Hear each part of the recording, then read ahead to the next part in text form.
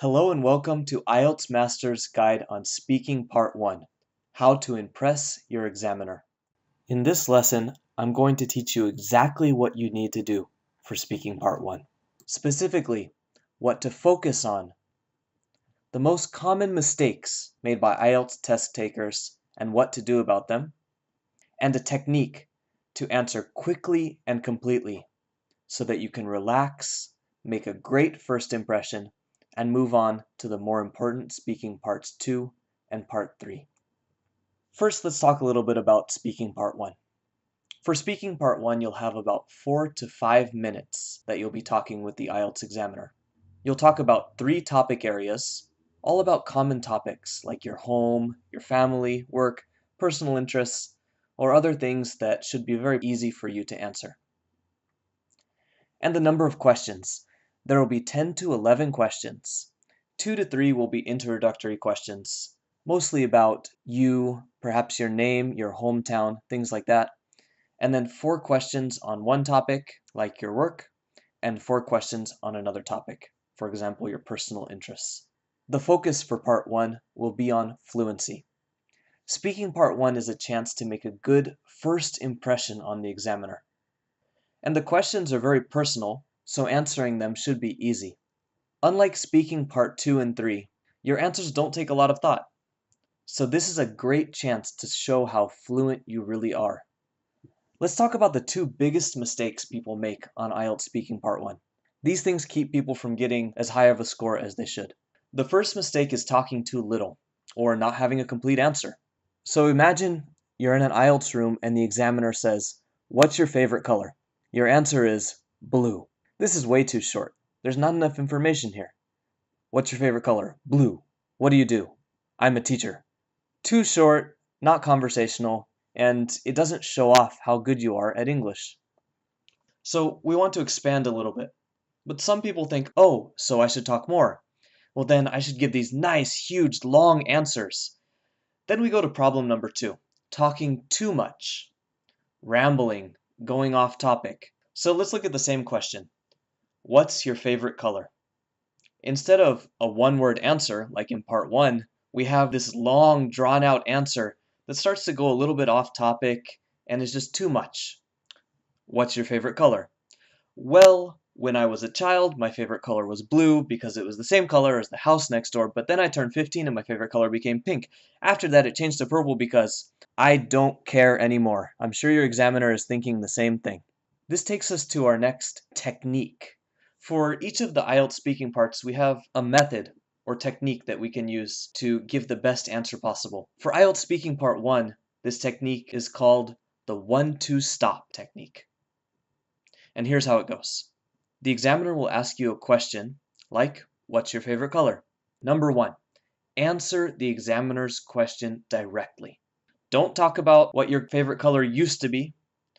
Don't talk about what your favorite color might be in 10 years. Answer the question, what's your favorite color right now? Number 2, support your answer with a reason, example, or extra detail. We have number 2 here so you don't fall into the problem of talking too little. You want to give some kind of supporting detail for your answer. It can be a reason, it can be an example, or it can be some kind of extra detail relating to the question.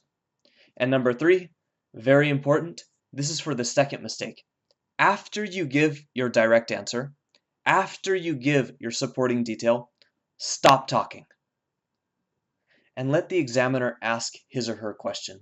If you remember the slide overviewing speaking part 1, you know that the examiner has to talk to you for about 4 to 5 minutes, and in those 4 to 5 minutes, they have 10 or 11 questions to ask. They need to finish all of these questions, so you don't want to talk too long and ramble and get stuck not knowing some words, wasting their time and your score. So why does the 1-2 stop technique work? First thing, you're answering the questions directly. Lots of people get off topic and stuck looking for words when they don't answer the question directly. Second, you're giving supporting information so the answer isn't too short. And third, you stop after giving your supporting information so you don't talk too long or go off topic and start rambling. So let's take a look at a few sample questions and answers. We're going to use the topic, let's talk about your hometown or village. The first question is, what kind of place is it? And the sample answer here is, I'm from the biggest city in my country, so there are a lot of different places, people, and businesses there. It's really diverse. Looking at this question, we can see the direct answer with a paraphrase of the question in orange, and in blue are the supporting details. Here in this question, I'm giving an example of the biggest city with a lot of different places, people, and businesses. And just one more detail, it's really diverse. I don't want to say anything more than this because it would go on too long. But if I only answer, I'm from the biggest city in my country, the answer is too short. So with the 1-2 stop technique, we're giving an answer, giving a nice supporting detail, and then stopping and letting the examiner continue on. So all the while, we're focusing on fluency, not correcting your answers too much, not stopping to fix yourself all of the time, just focusing on getting your answers out in a nice, fluent way. Question number 2. What's the most interesting part of your city, town, or village? I think the most exciting area is downtown, where all of the stores and restaurants are. There are so many different things to do there, and a lot of delicious food to eat. Stop. Question number 3. What kind of jobs do the people in your city, town, village have? It's a big city, so people have a variety of different jobs. We have everything: salesmen, teachers, firefighters, politicians, even farmers. And finally, question number 4. Would you say it's a good place to live? Actually, I don't think it's a very nice place to live. Maybe because it's such a big city and everyone living there is always so busy.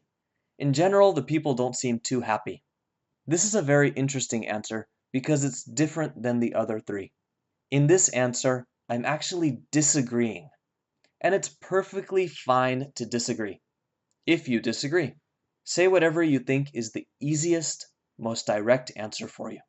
Of course, listening to me give these sample questions and sample answers isn't going to get you a perfect score right away. You have to practice yourself.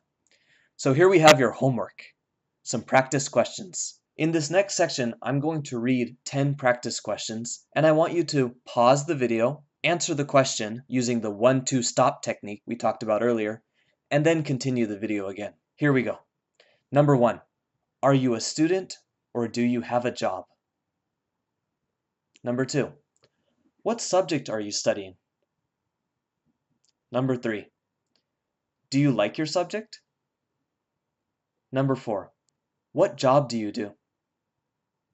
Number 5, do you like your job? Number 6, what do you like to do in your spare time? Number 7, do you enjoy sport? Number 8, how has your hometown changed over the years? Number 9, do you like English? Why or why not? Number 10, do you live in a house or a flat? That's all we have for today for Speaking Part 1. For more IELTS practice, strategies, and techniques, visit our website at IELTS-master.com or connect with us on facebook.com/IELTS Master site. Thanks so much for listening and have a fantastic day.